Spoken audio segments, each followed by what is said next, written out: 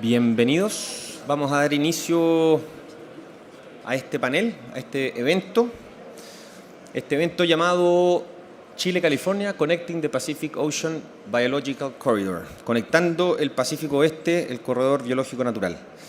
Un pequeño revisión de lo que ocurrirá en esta jornada. Tendremos unas palabras del ministro de Ciencia, Andrés Kub, y después, posteriormente, haremos un análisis exhaustivo de la situación que está ocurriendo en Chile y en California, y cómo esta academia del Observatorio de la Costa ha avanzado grandes pasos para lograr incidencia en los quehaceres costeros. Sin más, le damos la bienvenida al ministro Andrés, quien estamos muy agradecidos que pueda abrir este panel. Agradecer también al equipo COP25 por la oportunidad y que tengamos una buena discusión hoy día. Muchas gracias.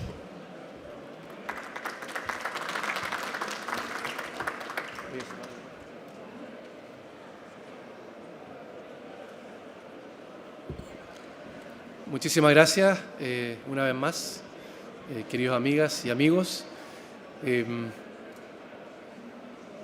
Es un privilegio estar aquí, participar de este panel. Preparamos esta COP en Chile pensando que el cambio climático era el desafío de nuestros tiempos, el gran desafío global, urgente e ineludible. Y sin embargo, por los procesos dolorosos por los que atraviesa Chile y también otros lugares del mundo, nos damos cuenta que quizás el gran desafío tiene que ver con, además de cambio climático, temas de democracia. Por lo tanto, es un placer estar acá con personas que están pensando este tema desde cambio climático, con comunidades locales, con comunidades que involucran a distintos sectores, obviamente el mundo de la academia, por eso estamos acá, pero también las comunidades locales, los gobiernos locales, la sociedad civil, y eso lo hace un escenario muy rico, pero que tenemos que aprender a hacerlo. I'm going to switch to English. The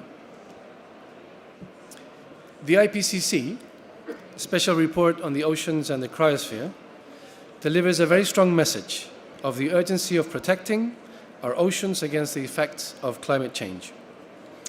Compelling evidence of what happens today and also the projections are worrying.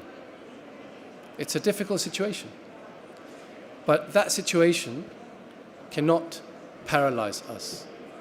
A catastrophic and apocalyptic vision of the future is paralyzing. What we have to do from the scientific community is to propose solutions. Approximately 820 million people worldwide live in coastal areas less than 10 meters above sea level. This is over 10% of the world's population, which could suffer by sea level rise and swells. Our oceans support food provision, commerce, tourism, transport, and additionally, the role of the oceans as key elements in the regulation of global climate is well documented. We are now accumulating substantial evidence on the effects of climate change in ocean dynamics and its acidification. We are also progressively understanding its effect in coastal ecosystems, biodiversity, in the provision of ecosystem services, and many others. Chile is one of the most vulnerable countries to climate change. Its extensive coastlines makes Chile economically, culturally, and socially depending on the ocean and its resources. The evidence produced by a local scientific community shows that the impacts of climate change on the Chilean ocean are severe. Changes in temperature, increases in storm surge, sea level rise, acidification, oxygen loss, change in the abundance and location of fishery, loss of biodiversity, eutrophication, proliferation of toxic algae or contamination of waters are some of the current effects that we observe and that will increase as a result of climate variations. This is not only the results of reports, this is something that we as citizens now experience on our everyday lives. Unfortunately, we have a lack of information, especially long-term and real-time observations for climate change studies, to rapidly respond to fast changes in the ocean and the atmosphere. From the climate adaptation perspective, information is also needed to understand vulnerabilities and risks to which coastal populations and resources are exposed.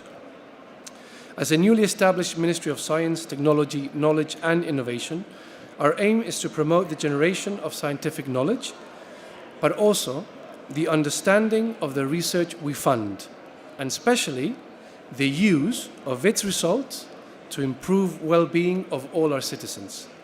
This is something that in Chile needs to change. The scientific agencies in Chile promote scientific research. We think it's time for a Ministry of Science to promote, understand, and use the knowledge generated by the scientific community. Through this panel, we will have the chance to discuss about the role of science in regard to marine protected areas, coastal zoning, risks and natural disasters and wetlands. The message, we think, is clear. It is through systematic hand-in-hand work of scientists and policymakers that high-quality evidence holds its true potential to reach the public and contribute to decision-making.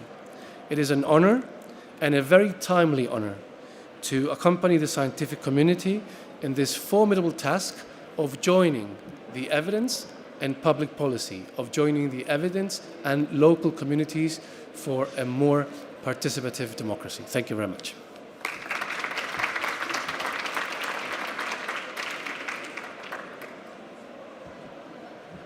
Many thanks, Minister Andrés. Muchas gracias. I hope everyone can have their headphones, because probably we'll have more Spanish speaking in this panel. So appreciate if you do so. And we will excuse the ministry that has to leave. He has a very extensive agenda.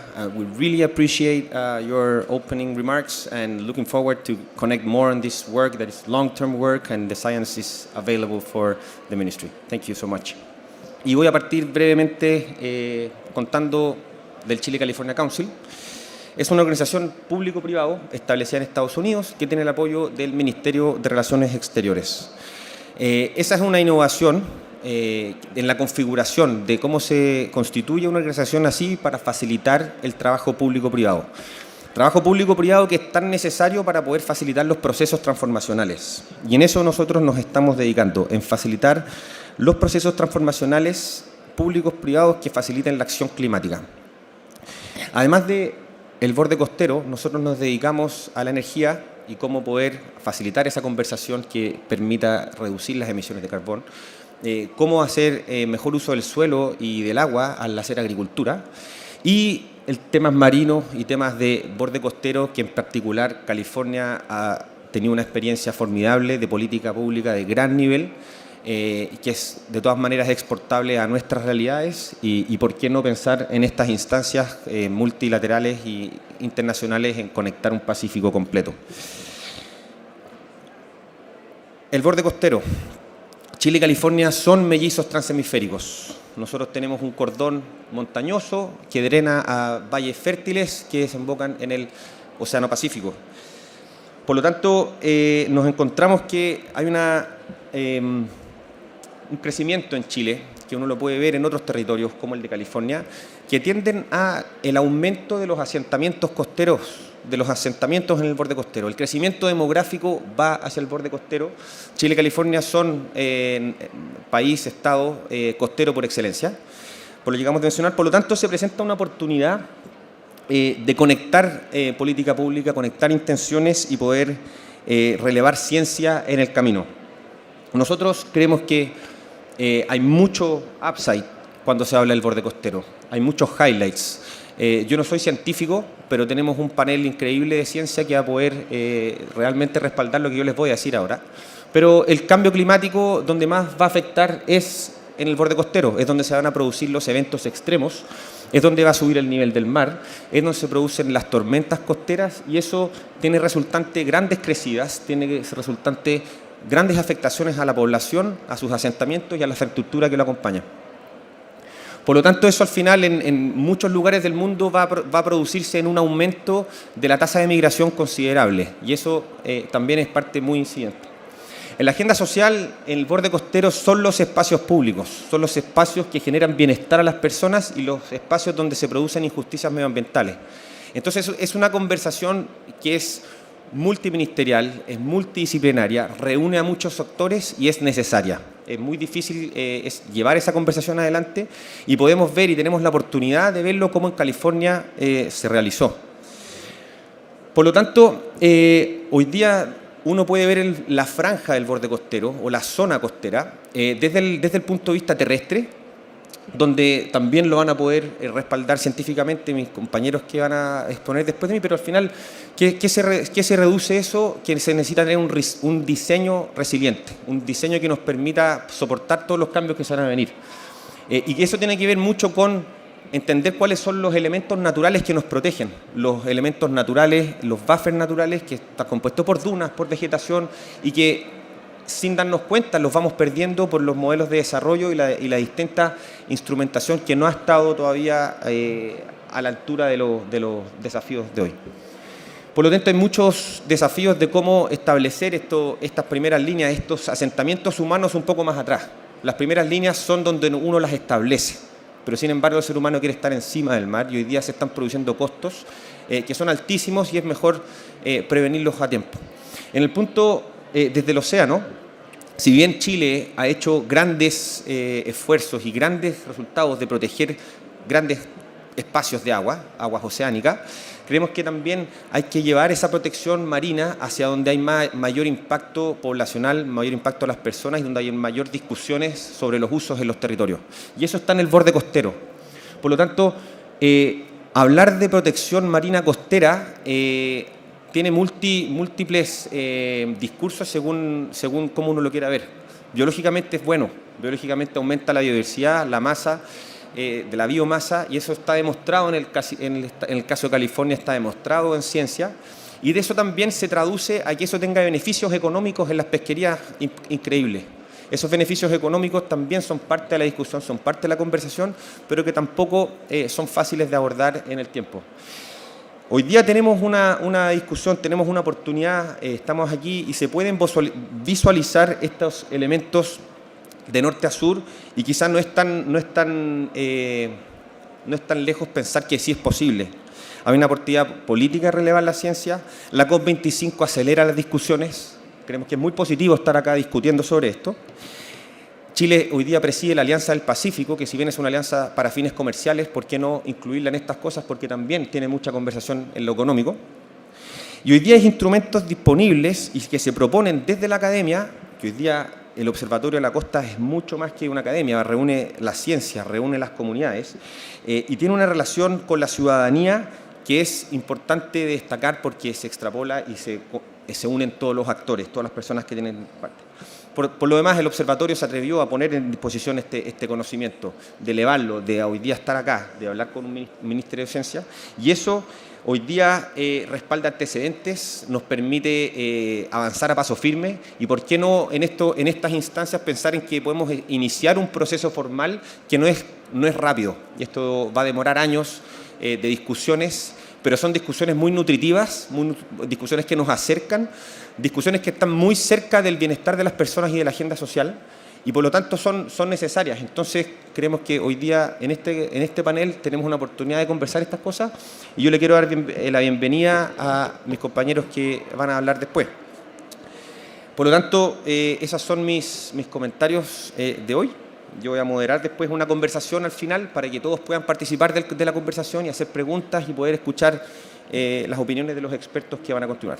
Por lo tanto, en el programa nos acompaña ahora Patricio Winkler. Patricio es experto ingeniero, experto en cambio climático, y nos va a poder hablar un poco del cambio climático en el borde costero. Le agradezco mucho su presencia y espero vernos hasta el final. Gracias, Matías, por la introducción. A ver, sorry. Excuse me, I need a presentation, please. Ok, no hay mucho tiempo para extenderse, son solo 10 minutos para explicar lo que me toca a mí, que es un poco dar los fundamentos físicos que, digamos que definen las posibles medidas de adaptación que vamos a tener nosotros en el futuro en el territorio costero. Y esto se basa principalmente en un estudio que hicimos recientemente para el Ministerio del Medio Ambiente. Voy a ir un poco rápido. Quería agradecer a Matías por haber armado este grupete. Y bueno, me quedan 9 minutos para explicar 9 volúmenes, que son los volúmenes que desarrollamos en el estudio para el Ministerio del Medio Ambiente, cuyo objetivo es evaluar el impacto del cambio climático en las costas de Chile. ¿Ya? Chile tiene alrededor de 106.000 kilómetros de costa, y eso es 2 vueltas y media a la Tierra, es un territorio costero tremendo. ¿Ya? Y eso hace que un trabajo como este sea bastante complejo. ¿Ya? Nosotros trabajamos con un equipo relativamente grande, que lo voy a mostrar acá. ¿Sí? ¿Ya? Son 21 investigadores de 5 universidades. De aquí la institución que llevó el proyecto fue el Centro de Cambio Global de la Católica. ¿Ya? Y lo que hicimos fue, básicamente, analizar las amenazas costeras, que serían, básicamente, bueno, aquí en realidad lo mismo lo que muestre, las marejadas, el cambio en el nivel del mar y los impactos sobre estos territorios costeros. Pero también analizamos algunos sistemas específicamente, como los puertos, las playas, las islas, Rapa Nui, el archipiélago Juan Fernández, las caletas de pescadores y los humedales. ¿Ya? Ahora, los impactos del cambio climático en la costa son de diversa naturaleza. Podemos tener inundación de zonas costeras, pérdida de humedales, erosión de playas, de acantilados, de dunas, cambio en la dinámica de los estuarios, impactos sobre la operatividad de los puertos y las caletas de pescadores, y uno de los que detectamos que es bastante complicado es el daño sobre la infraestructura costera. Ya, también pérdida de deltas, que no es muy relevante en el caso chileno porque tenemos algunos muy pocos en la zona de los fiordos. ¿Ya? Y nosotros analizamos algunos de estos impactos solamente. Ahora, nos basamos en el marco conceptual del IPCC, ¿ya? Y las variables de hazard, de amenaza, que analizamos fueron los vientos a nivel oceánico, a partir de los cuales generamos modelos de oleaje, ¿ya? Analizamos los cambios sobre el nivel del mar, pero también algunas variables más terrestres, como el caudal de los ríos, que alimenta los humedales costeros. ¿Y qué sistemas vimos en detalle? Ahí, como decía, los puertos, las caletas de pescadores, etcétera. ¿Ya? Yo no voy a tener tiempo para explicar todas estas cuestiones porque me van a cortar en un ratito. Así que este es un ejemplo de cómo conceptualizamos el marco conceptual del cambio climático al caso costero. Uno de los ejemplos. Entonces, lo que se muestra aquí es la cota de inundación, que podría ser un indicador, ¿ya? Histórica en el panel de abajo, que resulta de la combinación de muchos procesos físicos, como la marea astronómica, el oleaje, el nivel del mar, etc. Y bueno, y esa inundación eventualmente en el futuro va a cambiar, dado que va a haber un incremento en el nivel del mar, pero también va a haber un cambio en la frecuencia y la intensidad de las marejadas. Entonces podemos escoger un indicador, por ejemplo la cota de inundación, para cruzarlo con los sistemas costeros. Y esa casa que aparece ahí podría ser un humedal, podría ser un puerto, etc. ¿Ya? Este es solamente un esquema conceptual. Ahora, lo primero que hicimos fue conocer el sistema, la exposición. ¿Ya? Bueno, y en Chile hay 100 comunas costeras, hay 2 insulares, pero además hay algunas comunas que están vinculadas al océano a través de los ríos, así que finalmente analizamos 106 comunas. ¿Ya? Y lo que hicimos fue, digamos que utilizar información del censo, del último censo, pero también interrogar a todos los servicios que tenían algún grado de injerencia en la gobernanza, en la gestión, en la planificación del territorio costero. ¿Ya? Ahora, a partir de eso, bueno, lo complementamos también con modelos de elevación digital. Aquí lo que se muestra son modelos de elevación digital donde definimos en zona rojita los 10 metros sobre el nivel del mar, en los cuales hicimos esta interrogación para saber qué es lo que había en el sistema. ¿Ya?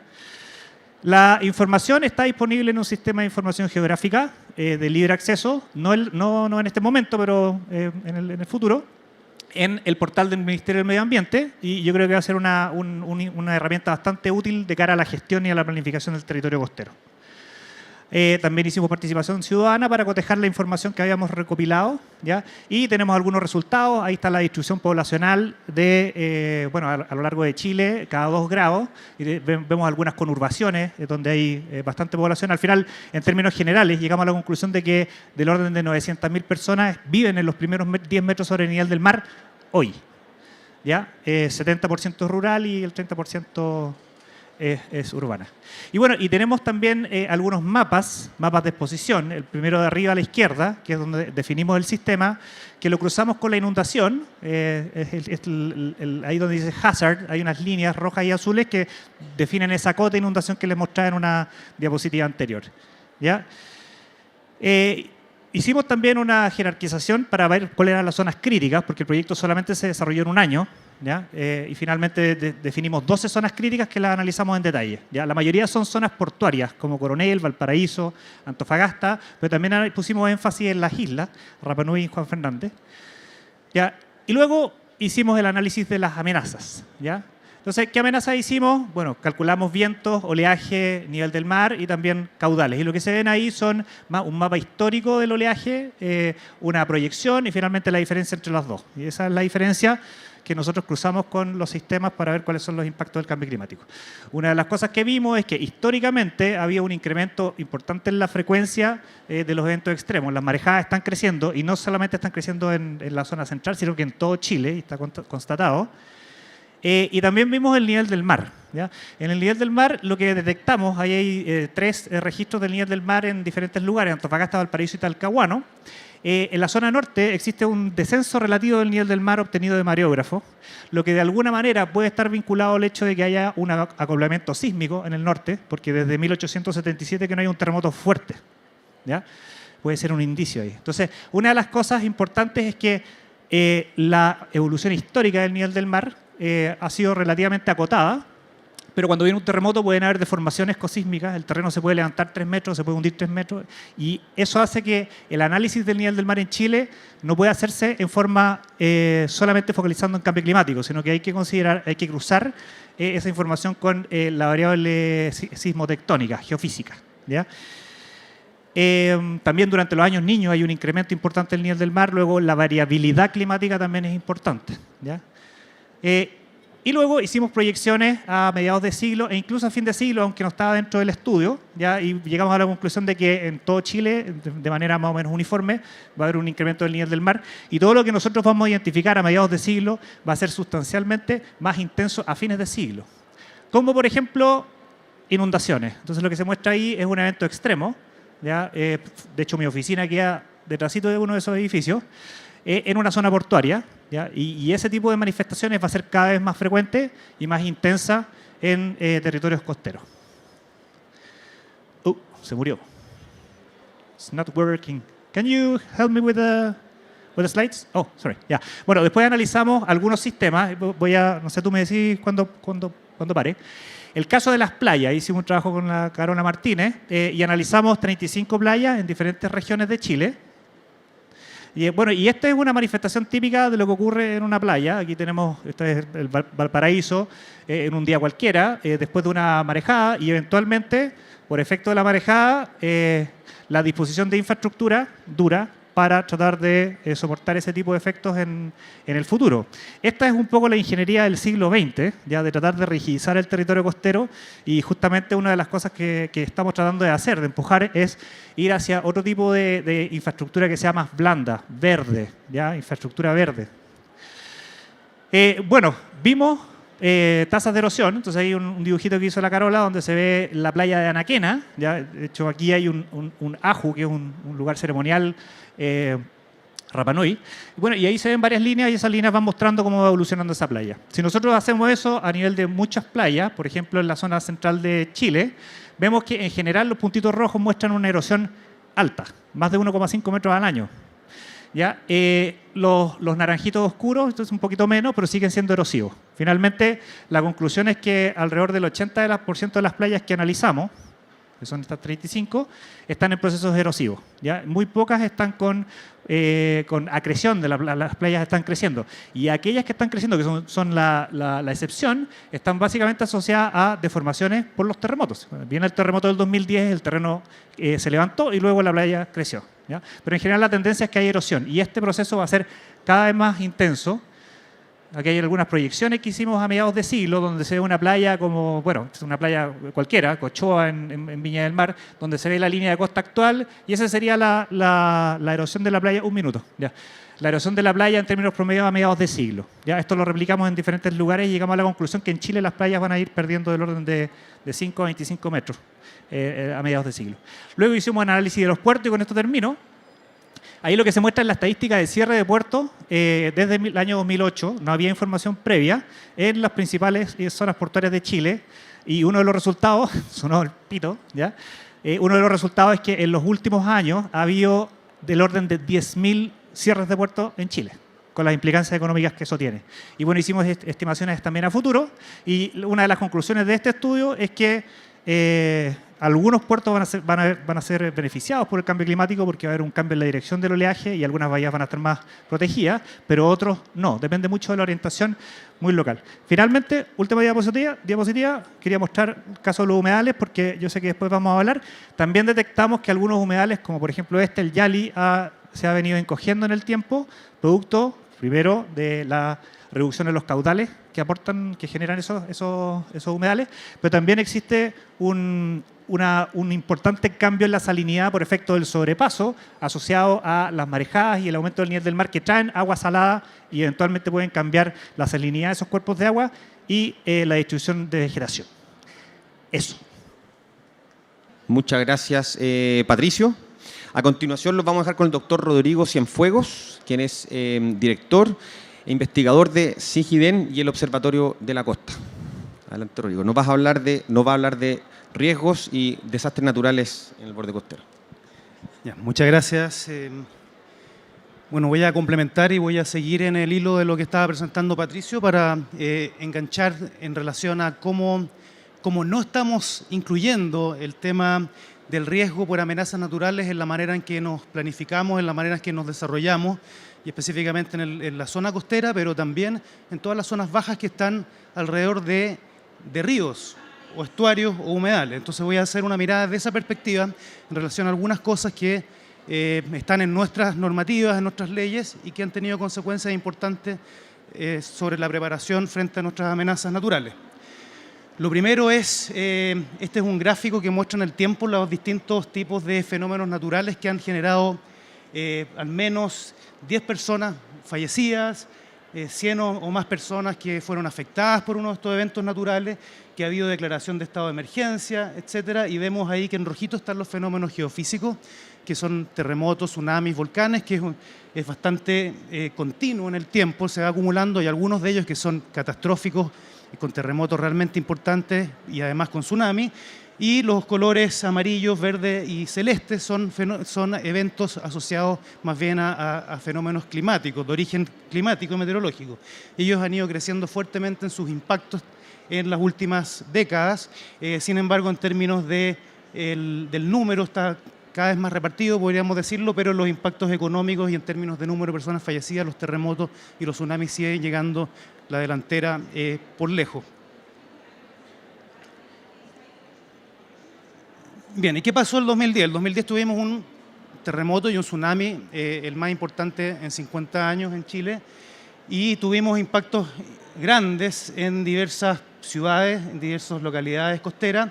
Está ahí el caso de Dichato, el 2010, en amarillo tienen la zona inundada por ese tsunami. Ahí estaba la ciudad, fue completamente arrasada. Y ahí tienen la ciudad del 2019, donde algunas modificaciones pequeñas se hicieron algunas mejoras en el entorno urbano, pero finalmente igual volvimos a construir bastante parecido, de la misma forma en que teníamos antes de ese evento. Veamos qué pasó con Constitución. Constitución también fue arrasado de forma súper importante por la inundación del tsunami en 2010. Tenemos ahí la zona inundable en amarillo y tenemos también que se hicieron algunas mejoras después del 2010, sobre todo en un parque que se liberó alguna área, que fue un área afectada fuertemente por la inundación, pero también son algo que están aún, depende de la voluntad de la autoridad, no es algo que esté establecido como vinculante en cómo planificamos y cómo preparamos entonces nuestras ciudades este tipo de fenómenos. Y lo más grave, creo yo, es que en localidades donde no había nada construido, el 2010 o el 2009, como Puertecillo en este caso, ustedes ven el 2009 no hay nada, hay solo una playa. El 2018 está completamente construido, urbanizado, y por supuesto eso no tiene ninguna consideración en relación al tipo de inundación que incluso en ese lugar hubo el año 2010 con el tsunami. Entonces estamos construyendo riesgos todos los días, estamos desarrollando de una manera que estamos exponiéndonos, y eso es algo que tenemos que al menos pararlo en las nuevas urbanizaciones que estamos desarrollando. Bueno, pues ¿cómo se explica eso? Bueno, esta es la definición, una de las definiciones, porque hay una superposición de muchas normativas y leyes para la zona costera. ¿Cómo se define un área pública, una playa pública, en el caso chileno? Bueno, la definición, Decreto Supremo de Bienes Nacionales, dice que la zona costera pública es aquella que se inunda una vez en el año. Esa es la definición. Eso quiere decir que la autoridad podría permitir que se construyeran cosas públicas o privadas justo arriba de la línea máxima alcanzada por el agua el año anterior, y eso habitualmente lo que se hace en el mar es la línea de más alta marea. O sea, eso define dónde está lo público y lo privado, dónde se puede construir o no construir. Existen excepciones que se han introducido, etcétera, pero básicamente ese es el concepto. ¿Qué pasa con eso, con ese concepto? Que en realidad la marea, este es un dibujo parecido a lo que mostró antes Patricio, el nivel medio del mar está marcado ahí en la línea punteada y tenemos el rango de marea, que sería el nivel que define entonces lo que se puede construir y no, desde el punto de vista estricto de la definición del Ministerio de Bienes Nacionales, pero sobre ese nivel de marea tenemos aumento del nivel del mar por cambio climático, marejadas, aumento de nivel por oleaje, aumento de nivel por tormentas, etcétera. Entonces estamos largamente sobrepasando en el año y en un rango de muchos años, por supuesto que varias veces, ese nivel que hoy día está delimitando lo que es dónde se puede construir y dónde no. Entonces claramente ahí tenemos un problema grave en términos de cómo podemos permitir construir riesgos en nuevos desarrollos y cómo nos adaptamos a los que tenemos. Entonces, ¿cuál es el nivel de probabilidad que el Estado de Chile, cuál es la probabilidad frente a la inundación que el Estado de Chile está aceptando para sus ciudadanos? Porque finalmente es una definición de política pública que dice dónde pueden los ciudadanos vivir o no. Y eso tiene que ver con la seguridad de las personas. Tiene que ver con ese tipo de definiciones bien fundamentales. Y cuando tenemos este esquema, y cuando el Estado dice que va a ser el nivel de la marea más alta en el año, lo que estamos haciendo es prácticamente aceptar que una probabilidad de 100% de las personas que viven justo después de eso van a ser inundadas una vez al año al menos, y ese es el nivel de riesgo que estamos aceptando para la manera en que nos estamos desarrollando. A mí me parece que eso tiene que cambiar. ¿Y cómo tendría que cambiar? Bueno, desde la ciencia estamos desarrollando herramientas y metodología para construir este tipo de curvas, donde en realidad uno incorporando distintos elementos, cambio climático, pero también tsunamis, poder estimar la tasa de excedencia anual de cualquier punto en ese perfil de inundación, y en eso después poder definir, bueno, cuál es el nivel que vamos a aceptar. Vamos a aceptar que se construya con qué nivel de riesgo, y ese es el tipo de discusiones que valdría la pena tener como sociedad. Hoy día estamos aceptando un nivel altísimo, o sea, un nivel inaceptable, yo diría, bajo cualquier estándar. ¿Y cuál es la consecuencia? Bueno, es cosa de mirar, por ejemplo, Valparaíso, Viña del Mar. En este caso, Viña del Mar, tenemos una ciudad construida sobre un humedal, sobre el Marga Marga, completamente desarrollada ya hace décadas. Y ese es el mapa de inundación del CHOA, que es un organismo oficial de tsunami, el mapa de inundación de tsunami, que tiene una probabilidad de ocurrencia relativamente baja, pero no cero. Y tenemos una cantidad de infraestructura crítica y de personas viviendo, también como lo mostraba Patricio antes, en esa zona, y están viviendo ahí autorizadas por el Estado. ¿Qué pasa si combinamos los fenómenos geofísicos con el cambio climático? Una pregunta científica de súper actualidad. Aquí hay algunos elementos nuevos recientes de artículos publicados, donde si uno combina el aumento del nivel del mar y sobre eso calculamos la probabilidad de inundación por un tsunami, en realidad los resultados son mucho peores porque estamos doblando la probabilidad de inundación por el solo hecho de que el nivel del mar está aumentando, la probabilidad de inundación por un tsunami. Entonces estamos sumando elementos que están haciendo que la situación sea incluso más compleja de lo que pensamos hace 5 años atrás. La otra situación delicada, pero que es una buena noticia que deberíamos tomar más y más conciencia, es que cuando nosotros protegemos a la naturaleza también nos protege. Y eso es un mensaje importante, es un mensaje que tiene que ver con poder dejar despejar los humedales, poder despejar las zonas de dunas, las zonas de playa, que son precisamente ellos quienes van a poder disminuir, disminuir el impacto, la energía de estos eventos de inundación, y está demostrado, hay evidencia científica muy amplia en términos de cuántos costos pueden evitar si es que uno es capaz de preservar, cuidar y mantener este tipo de infraestructura verde. Entonces eso es evidencia que está clarísima y que también deberíamos incorporar en los procesos de diseño de políticas públicas y diseño urbanístico y de ciudades que tenemos en nuestro país. Entonces, finalmente, para concluir esta presentación, que era un par de ideas solamente, hoy día el trabajo científico se está empezando a generar herramientas y mayor información para poder construir este tipo de curvas que nos va a decir cuál es la probabilidad de que en un año cualquiera haya un punto que se inunde en esta zona. Ese es un conocimiento que hoy día estamos siendo capaces de generar y con ese conocimiento podríamos evaluar también cuál es la probabilidad de pérdidas de vidas humanas, pérdidas económicas, etcétera. Y la siguiente pregunta es, bueno, ¿y cuál es el nivel de riesgo que la sociedad está dispuesta a aceptar?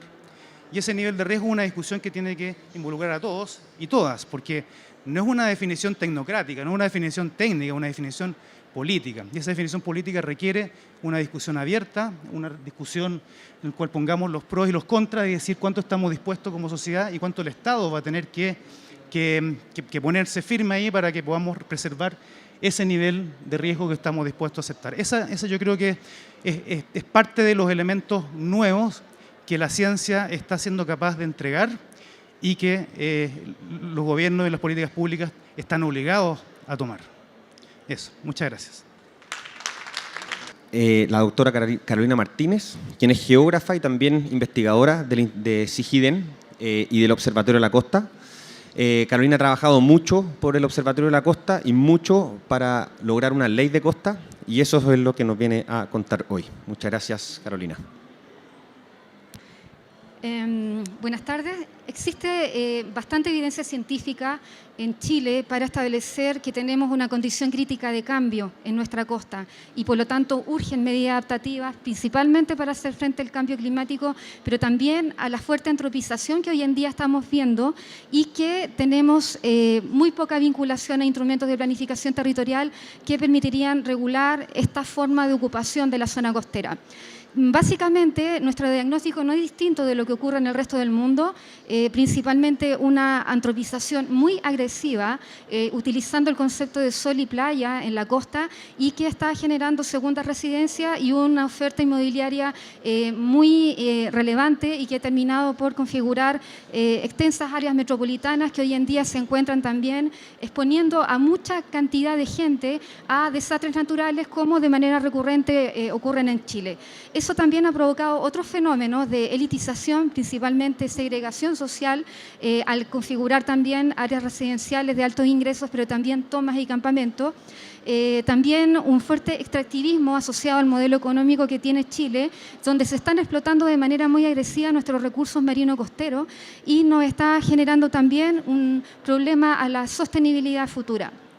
A su vez también se han ido configurando áreas de sacrificio, la mayoría localizadas en la costa y que también se suman a la crisis socioambiental que hoy en día tenemos en Chile.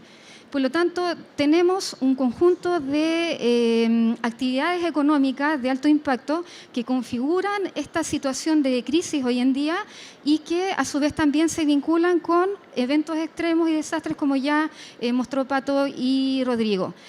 una débil gobernanza, porque hay que considerar también que en Chile tenemos una política nacional de uso del borde costero que ya tiene 25 años y que también urge revisar para poder considerar la protección de todos los ecosistemas marino-costeros sobre el concepto de zona costera y no sobre un concepto de borde que es muy limitante, que es muy excluyente y que no tiene un ancho más allá de 200 metros. Y por lo tanto tenemos una condición crítica para procesos adaptativos que están explicados acá, algunas de las fotografías de nuestro paisaje costero, donde estos proyectos inmobiliarios son de tan alto impacto y prácticamente se encuentran ocupando la zona de la playa y de los roqueríos, pero también muchas actividades de este tipo que hoy en día nos están dejando sin campos dunares y sin playa y que a la vez también se suma a la erosión costera que hoy en día tenemos. Esto es muy común encontrarlo a lo largo de toda la costa chilena y a la vez también 13 procesos de reconstrucción en los últimos 10 años asociados a aluviones, a terremotos, a tsunamis y que hoy en día también nos generan un fuerte desafío para incorporar este tipo de afectaciones. Estos son algunos de los efectos de las marejadas que comenzaron a ser sensibles desde 2015 a la fecha y que de manera recurrente nos están impulsando, desatando la erosión costera prácticamente a lo largo de todo Chile. Bajo esta condición diagnóstica que hemos puesto en un texto de la zona costera y de un policy paper, un grupo de unidades científicas de la Universidad Católica con centro en Sigiden, CEDEUS y otras unidades, nos agrupamos para hacer transferencia de conocimiento científico en forma de una plataforma que pudiera ser recogida por la organización, la ciudadanía organizada y también fundaciones y ONG sin fines de lucro que nos pudieran colaborar en hacer esta transferencia. Y surge entonces el Observatorio de la Costa como una plataforma disponible para la ciudadanía con el fin de generar objetivos de conservación y principalmente hacer el cambio a través de una educación efectiva que pueda también hacer el cambio a la sostenibilidad, al desarrollo sostenible que nosotros estamos buscando. Una parte importante de esta organización está hoy en día desarrollándose a través de los comités ambientales comunales del litoral central de la Quinta Región y ahora nos acompaña Jackie Peters del comité de Algarrobo, pero también otro conjunto de fundaciones y ONG que nos hemos enfocado en realizar un conjunto de seminarios y de relevar principalmente la agenda política, el problema de nuestra ley de borde costero, que hoy en día se encuentra en segunda instancia en el Congreso Nacional y que tampoco nos ayuda mucho a la conservación, porque es una ley de borde costero y de concesiones marítimas que busca principalmente destrabar elementos de administración para poder seguir explotando los recursos naturales que hoy tenemos en la costa y que poco nos ayudarían a generar el objetivo de conservación y de sostenibilidad que estamos buscando. Entonces nos hemos ido esforzando en hacer una reflexión crítica a nivel de Senado y a nivel también de comunidades ciudadanas para poder generar la plataforma ciudadana local para poder levantar una nueva gobernanza de la zona costera que hoy en día es lo que estamos buscando. Hemos también logrado incidir en medios de comunicación para relevar esta idea de necesidad de cambio. A la vez también hemos ido construyendo este conocimiento del libro, es un geolibro que contiene una buena parte del último conocimiento científico que tenemos en Chile y que está aquí a disposición, junto también con un policy paper que se ha ido entregando a parlamentarios para tratar de hacer entender que en Chile la zona costera no es sinónimo de borde costero y necesitamos entonces proteger el concepto científico de costa y que hoy en día incluye humedales, campos dunares y playa y no solamente el borde de la costa que tiene un ancho no más allá de 200 metros metros y que hoy en día explica la tremenda degradación que tiene nuestra zona costera y que urge entonces cambiar. Si nosotros comparamos el concepto de borde costero, prácticamente incorporamos solo la playa, y si lo llevamos entonces al concepto de zona costera, una buena parte de nuestros ecosistemas que necesitan ser conservados,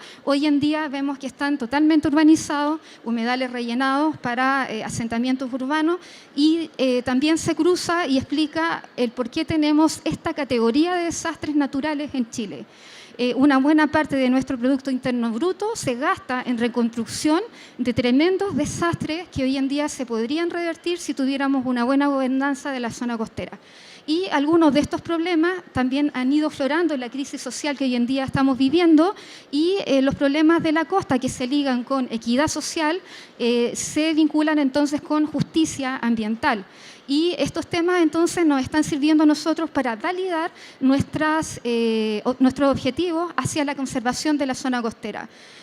Básicamente nosotros nos vamos a centrar en el observatorio a consolidar nuestra contraparte ciudadana, y principalmente a través de los comités ambientales comunales que ojalá vayan creciendo a lo largo de Chile, se pueda entonces establecer una vinculación con buena gobernanza, asumiendo entonces que a futuro necesitamos gestionar la zona costera bajo un modelo de sostenibilidad y no ser la base de un extractivismo puro.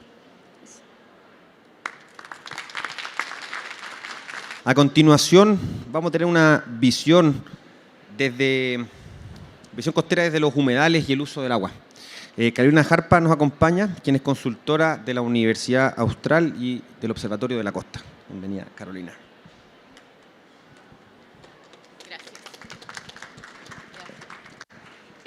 Bueno, hoy día yo vengo a poner otra perspectiva respecto al cambio climático. Como mencionaron todos los que estaban antes de mí, el cambio climático va a producir afectación en nuestras costas, grandes marejadas, pero también el aumento de las temperaturas, y eso nos va a llevar a tener grandes problemas de afectación hídrica.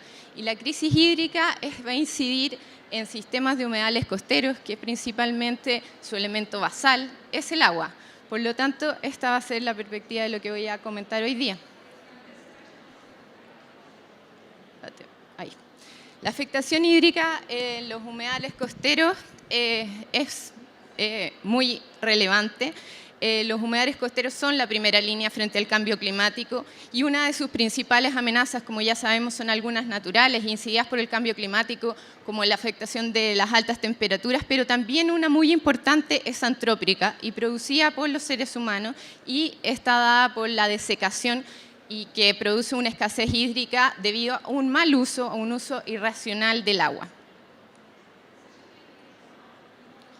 Las principales causas que producen esta desecación está, como decía, el uso irracional del agua, actividades no sostenibles que compiten por ese recurso, como por ejemplo una agricultura intensiva, o alteraciones que producen grandes obras realizadas en las cuencas hidrográficas, embalses y otro tipo que usan los recursos hídricos, impidiendo que los flujos lleguen de forma normal hacia el mar. También la extracción de agua de forma ilegal es una de las causas principales de nuestra desecación. Aquí tenemos una diferencia, hay que hacer la diferencia entre lo que es una sequía y una escasez hídrica. La sequía la entendemos como una falta de precipitaciones, sin embargo la escasez hídrica está relacionada con un comportamiento humano, con el crecimiento económico, con la sobreexplotación de los recursos y los problemas de acceso al agua. Y también como una forma de cómo se distribuye esta, es decir, si se privilegia algunos tipos de uso a favor de otros. Por lo tanto, es un fenómeno antropogénico. En Chile el agua, el 82% se utiliza, según el Atlas del Agua de la DGA, esto del 2016, esto ha ido avanzando, pero se utiliza para fines agropecuarios. Solo el 8% es para fines de agua potable, un 3% minero y un 7% industrial. Por lo tanto, podemos decir que la mayor parte de nuestro uso del agua en Chile es con fines agropecuarios. es necesario entonces quizás mejorar la gestión hídrica, y eso es un problema que nos está sucediendo hoy y que es parte de las demandas sociales que se están dando en el país, con la que ustedes, me imagino, ya están al tanto. El tema del agua es una situación que se está pidiendo que la repensemos, que volvemos a ver cómo vamos a realizar nuestra gestión hídrica respecto al uso de esta, respecto de la institucionalidad vigente. Hoy en día tenemos una contradicción normativa. Por una parte, tenemos el Código de Agua y tenemos también la Constitución. Aquí hay ¿cómo se dice? Una contradicción y tenemos que saber qué prima: el agua como un bien nacional de uso público o los derechos particulares sobre esta. Quiero mencionar esto porque el agua, y vuelvo al tema de los humedales, es su condición basal. La protección de los humedales como medida de adaptación al cambio climático depende de este recurso hídrico. Pero no todo son malas noticias. También dentro de este escenario de crisis social se aprueba el Senado en noviembre de este año un proyecto de ley que da la protección de humedales y del que estamos muy, muy contentos porque ha sido un trabajo largo. Sin embargo, son los humedales urbanos y nos queda todavía avanzar sobre los costeros, los altoandinos, pero es un primer paso para entender respecto de la conservación y la importancia de estos ecosistemas. Para ello también... error.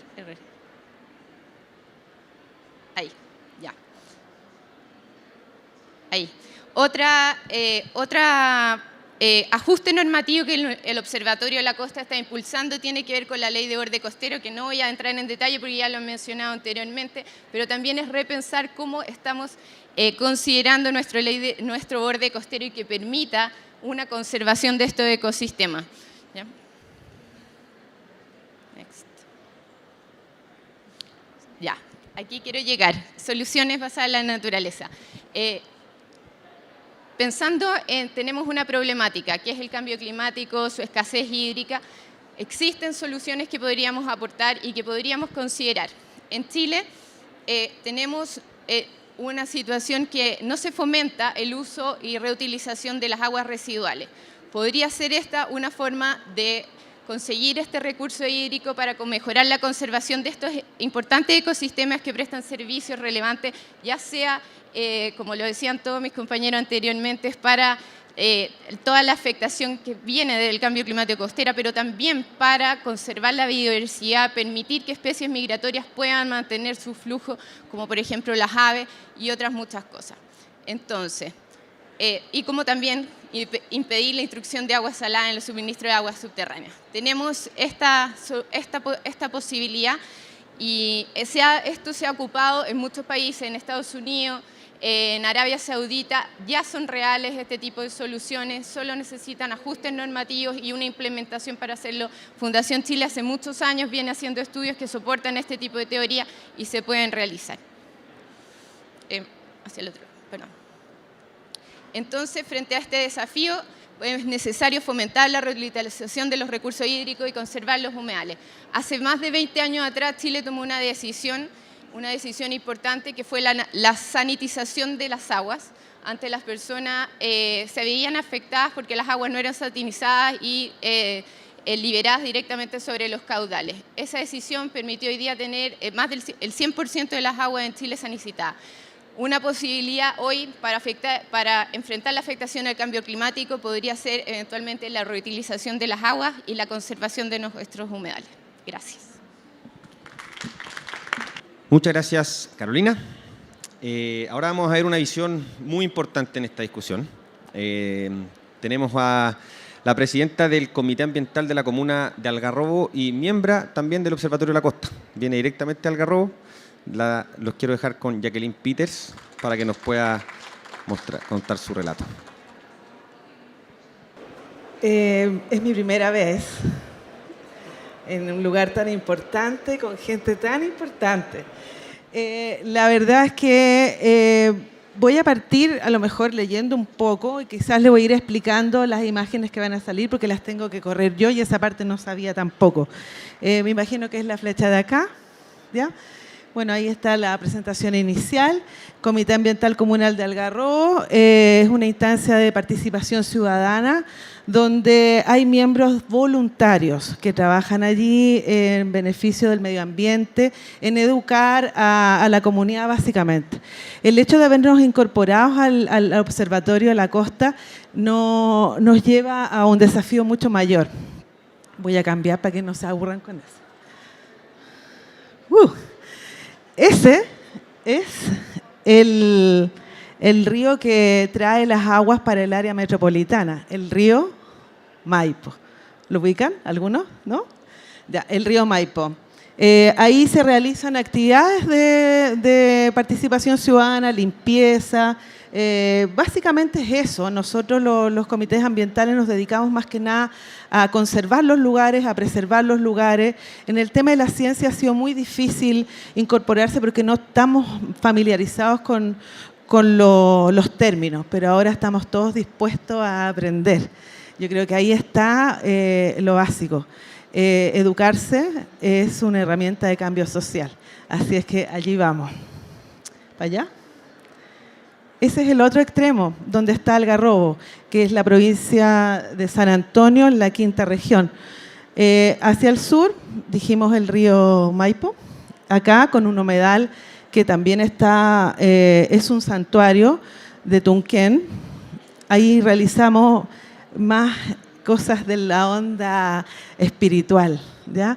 Ceremonias del agua, también limpieza, porque uno cree que estos lugares son, al llamarlos santuarios, nadie va y los daña. Al contrario, la gente bota basura, llevan a sus perritos, ven que es agua de estancada, total, no importa, no saben la importancia que tienen los humedales. También hacemos intervenciones en las quebradas, en las cuencas, donde, bueno, ya casi no llueve mucho, pero en algún momento el clima se va a recuperar. La gente tiende a construir en lugares donde no debe, por falta de información, legislación y todas esas cosas. Vamos a la otra. Lindo panel. Algunos de los comités ambientales comunales que participan en esta red colaborativa. Básicamente nosotros somos del borde costero, por lo tanto estamos súper unidos con los que tienen algo de mar y desembocaduras de río. ¿Ya? Allí, ese es muy importante. Ese es importante porque ahí se realizó el 27 de septiembre un seminario donde el Comité Ambiental Comunal, en conjunto con el Movimiento Ciudadano Rescate Pingüino, quiso informar a su comunidad con un seminario así, pero de proporciones. Fue un hito en la comuna, más de 300 personas en un lugar tan pequeño, donde se hizo esta red colaborativa con instituciones, fundaciones y jóvenes que hacen comida sustentable, qué sé yo, participaron y lo pasaron súper bien. Ahí nos hicimos todos amigos, ¿o no? Ya. Terminamos en mi casa con un rico caldo de congrio, oda al caldo de congrio. Muy simpático. Ese es Algarrobo. Bonita imagen, pero triste a la vez. No sé si logran ver ustedes la tristeza en esta imagen. Ya les voy a contar. El lugar, Chile, está expuesto siempre a desastres naturales. Esto tiene que ver con una foto de un tsunami. Erosión costera. La fotografía que está arriba es las marejadas. Nunca vi. ¿Aló? Eso es parte de la caleta Pescadores. Una actividad que también ya no hay recursos. Por lo tanto, los pescadores hoy día se tienen que dedicar a hacer transporte público. Se compran un autito y llevan a sus mismos vecinos a sus lugares, porque ya no hay mucho recurso en el mar. Otro desastre natural que fue el aluvión en Copiapó y el terremoto del 2027. Entonces, Chile marcha. ¿Quién no sabe de que estos días fue terrible lo que pasó? Los habitantes de Chile, hace 40 días, ha salido a las calles para manifestar su descontento y desaprobación a la manera actual de organizarnos. Nos hemos armado de valor ante un sistema que actúa como el máximo predador, sobreexplotando nuestros recursos naturales y sacrificando la vida de todas las especies que los habitan el planeta. Marchamos exigiendo una nueva constitución y asamblea constituyente, por lo tanto tenemos la oportunidad histórica de constituirnos por nuestros derechos sociales y en convivencia democrática y fijar nuestras propias reglas.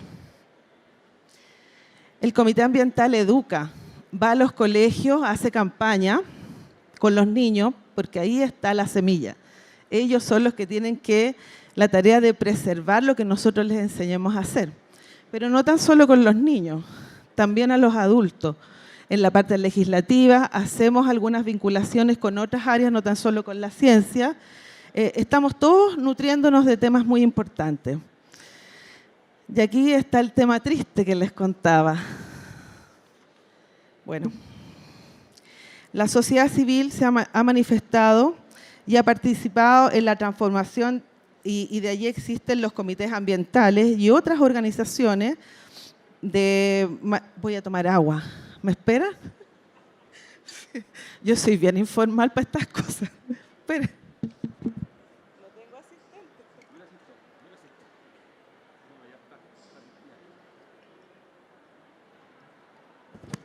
Bueno, se me seca la boca, pero no es porque esté nerviosa, es porque me gusta hablar mucho y tengo que sintetizar todo lo que les quiero decir, que es súper importante. Bueno, pero me tienen que escuchar y al final les tengo regalos para todos. ¿Ya? Bueno, este islote, esa foto es de hace 40 años atrás, ¿ya? Si logran ver arriba en su copa tiene algo de arbolitos, ¿cierto? Es una isla, se llama Islote Pájaro Niño. Mejor no voy a leer, voy a contarles nomás. Allí hay harta avifauna, existe una especie protegida porque está en peligro de extinción. Son dos, el pingüino de Humboldt y el chungungo. ¿Ya? Poco se ve el chungungo porque estaba súper vulnerable. Lindo el pingüino. Hermoso. Ahí está lo triste. Para los que saben, aquí hay una unión a propósito, de origen antrópico, ¿cierto? Que para mí, que no sé con otros términos, es un estacionamiento de barquitos. Lindo, lindo andar en bote, ¿cierto? Pero ¿por qué allí? ¿Por qué allí? Al unirlo, estos dos molos, por esos caminos pasan. Yo creo que me voy a extender, no importa. Me voy a extender. No, me queda un minuto ya. Entonces, ahí pasan perros, gatos, ratones, van y se comen a los huevitos de estos pingüinos. La gente que tiene barquitos no le gustan las aves porque le ensucian sus barquitos con caca. ¿Ya? Entonces los matan así de simple. ¿Ya? Entonces, hace 40 años atrás había un censo de pingüinos de 1.500. Hoy día son 250. Ahí está. Liberen la isla. Eso es lo que nuestro comité quiere. Tenemos una demanda de daño ambiental que está liderando la comunidad. Y pucha, me va a faltar tiempo para decirle todos los demás. Las amigas allá de Mapuche, su cosmovisión, que también quería nombrar, muy importante. La pesca artesanal, cómo está contaminada nuestras playas porque los ductos de caca del ser humano van directo al mar. No hay conciencia ambiental por parte de las autoridades. Ahí estaban todos los pueblos originarios con su cosmovisión, que ya lo podemos conversar afuera. El mar, ¿a quién no lo inspira para crear cultura?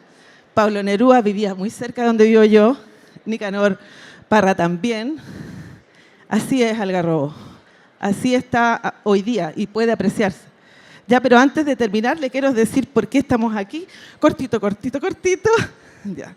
Por todo lo anterior, le queremos invitar a detenernos un momento y respirar conscientes. Tomarse un minuto para observar y sentir algo parecido a lo que nosotros hemos tratado de transmitirle en estas palabras. Un mensaje profundo como el océano y despierto como el radiante sol del mar.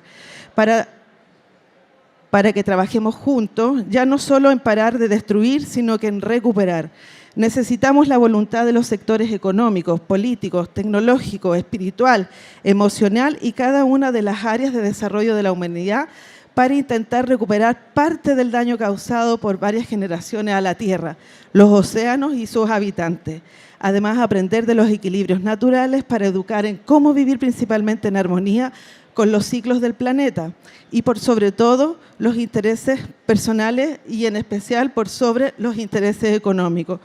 Confiamos en que esta crisis ambiental nos dé la conciencia y el amor necesario para equilibrar nuestro nivel de inteligencia con nuestro nivel de amor y dejemos de pensar que por solo pensar somos dueños del mundo. Un mensaje que viene desde una pequeña bahía al sur del mundo, un lugar donde los ciudadanos nos reconocemos como hijos de la tierra y nos organizamos para protegerla.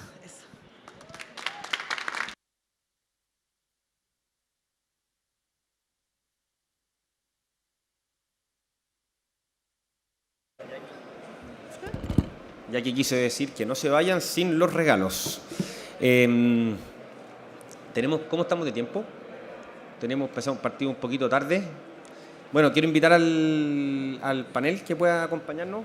Adelante, Caro, Rodrigo, Carola, Patricio, Jackie. Tenemos tiempo para algunas preguntas. Tenemos a personas también de California. La verdad que este panel también... ahora podemos tener una conversación, pero inicialmente iba a estar el ministro con Wade Crawford, que es del secretario de Recursos Naturales. Pero tenemos a Ann Sibian, que es muy experta en océanos, y me gustaría también, si quiere decir unos remarks, la vamos a acompañar, que nos acompañe, ¿ya? Porque esto es mucho foco del proceso de unirse, del proceso social, de ese tejido que se construye cuando estamos unidos. Excuse me, could you put the first slide, the first presentation at the end, so we can visualize? Entonces, bueno, you want to start with just overall remarks, and so we can count on your vision. You can do Spanish or English, however you prefer.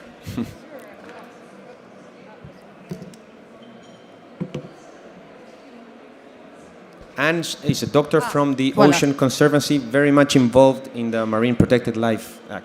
So I understand Spanish, but my Spanish comes out in Italian when I try to speak in Spanish. So I'll speak in English. And thank you, Matthias, and thank you to the panel. These were wonderful presentations. I think just a couple points that you've raised earlier about how we can look at some of the things that California has done to inform potentially the coastal law in Chile. I saw that Charles Lester was in Chile for a panel discussion, and obviously he's very much a good expert to talk about adopting a coastal law from his past position as head of the Coastal Conservancy in California. I think likewise, Matthias's vision for a network of marine protected areas along the entire Pacific coast is an extraordinary vision that is possible to begin to work on. Again, California, through a long process, has lessons that I think can be adopted elsewhere along the West Coast. So California adopted a law, the Marine Life Protection Act, that established a process for putting together marine protected areas in a network. And as Matthias said earlier, that network is already showing success with more and bigger fish. And also, despite early fears that there would be economic losses by fisheries, both commercial and recreational fisheries have maintained and in some cases even increased their profitability. So I think there are some positive lessons there. There are also some lessons of what not to do, because it took quite a while to get the process going. It's very important to involve coastal communities, ocean users from the outset. It's very important to have financial backing, because these stakeholder processes take time and money. But again, the approach of having a network really does help build resilience and to climate change, and does help with both adaptation and potentially in areas where you're protecting coastal blue carbon with mitigation as well. And I think you all had elements of that that were very important and also very moving. So thank you, and I'm happy to answer any specifics. Thank you so much. That sums a lot. That really nutre mucho este panel. It really gives a solid message for what we were speaking about. Por favor, una pregunta ahí.